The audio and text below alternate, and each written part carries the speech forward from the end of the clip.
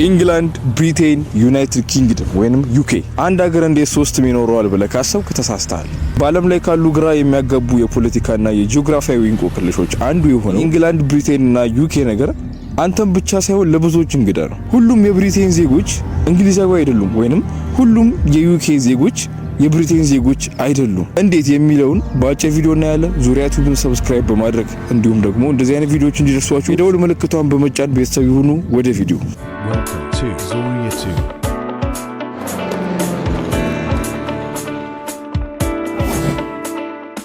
ኢንግላንድ፣ ብሪቴን እና ዩናይትድ ኪንግደም ልዩነት አላቸው? አዎ። ለንደንስ የሶስቱም ዋና መቀመጫ ነች? በትክክል። ከሁሉም በፊት እነዚህን አራት አካላት መረዳት ያስፈልጋል። እንግሊዝ ሀገር ናት፣ ግን ሉዓላዊት ሀገር አይደለችም። ነገር ግን ዩናይትድ ኪንግደም ከሚመሰረቱት አራቱ ቁልፍ ሀገራት ዋናዋና ትልቋ ናት። ብሪቴን ደግሞ የትልቁ ደሴት ጂኦግራፊያዊ አጠራር ሲሆን እንግሊዝ ስኮትላንድና ዌልስን አቅፎ የሚይዝ ነው። ዘ ግሬት ብሪቴን የሚለውን ስያሜ ያገኘችው ፈረንሳይ ውስጥ ካለችው ከትንሿ ብሪታንያ ለመለየት ነው ተብሏል።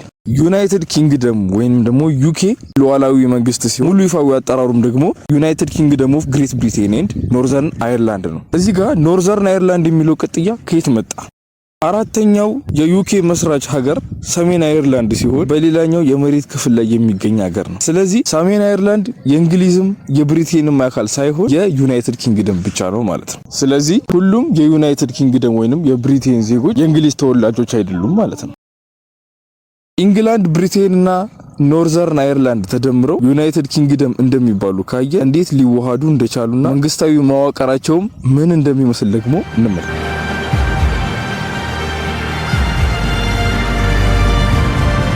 ዩናይትድ ኪንግደም መመስረት ብዙውን ጊዜ የጎረቤት ሀገራት ሰላማዊ ውህደት ተደርጎ ይታሰባል።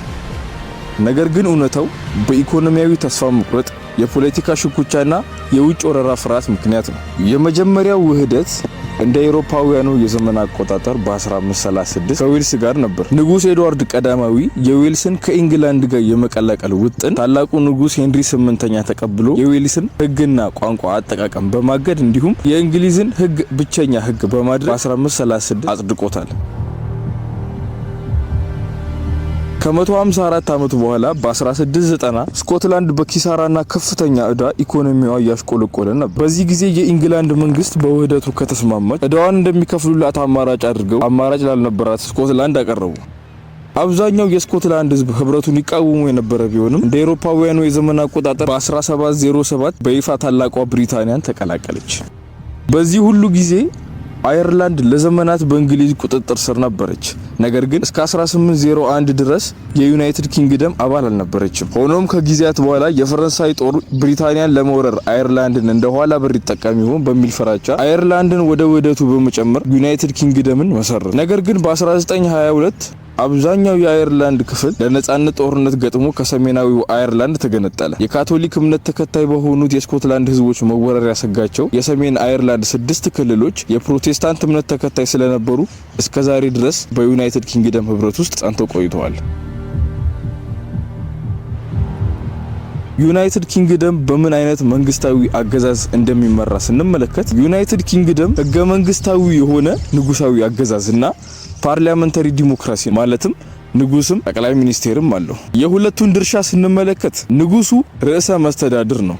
ነገር ግን ሚናው በአብዛኛው ተምሳሌታዊ ነው። ይሄም ማለት ምንም አይነት የፖለቲካ ውሳኔዎችን አይወስኑም፣ አያደርጉም ማለት ነው። ጠቅላይ ሚኒስቴሩን ስናይ ደግሞ የበላይ መንግስት ሆኖ ትክክለኛውን ስልጣን ይይዛል። ስኮትላንድ፣ ዌልስ እና ሰሜን አየርላንድ የራሳቸው ጠቅላይ ሚኒስቴሮች ቢኖሯቸው እንደ ትምህርት፣ ጤና እና ትራንስፖርት ባሉ ነገሮች ላይ ብቻ የራሳቸውን ህጎች ያወጣሉ። ይሄ ማለት በለንደን የሚገኘው የዩኬ ፓርላማ በበላይነት ለመላው የዩናይትድ ኪንግደም አባል ሀገራት እንደ መከላከያና የውጭ ፖሊሲ ባሉ ከፍተኛ ጉዳዮች ላይ ውሳኔዎቹን ያስተላልፋል ማለት ነው። ነገር ግን ከሁሉም የዩናይትድ ኪንግደም ሀገራት እንግሊዝ የራሷ የተለየ ፓርላማ የሌላት ብቸኛ ሀገር ስትሆን የምትተዳደረው በቀጥታ በዩናይትድ ኪንግደም ፓርላማ ነው ማለት ነው። የዛሬው ቪዲዮ ይሄን ይመስል ነበር። ዙሪያ ዩቲዩብን ሰብስክራይብ በማድረግ እንዲሁም የደውል ምልክቷን በመጫን ቀጣይ እንደዚህ አይነት ቪዲዮዎች እንዲደርሷችሁ ማድረግ ትችላላችሁ። እንዲሁም ቪዲዮን ከወደዳችሁት ላይክ፣ ሼር ማድረግ እንዳይረሳ። ደህና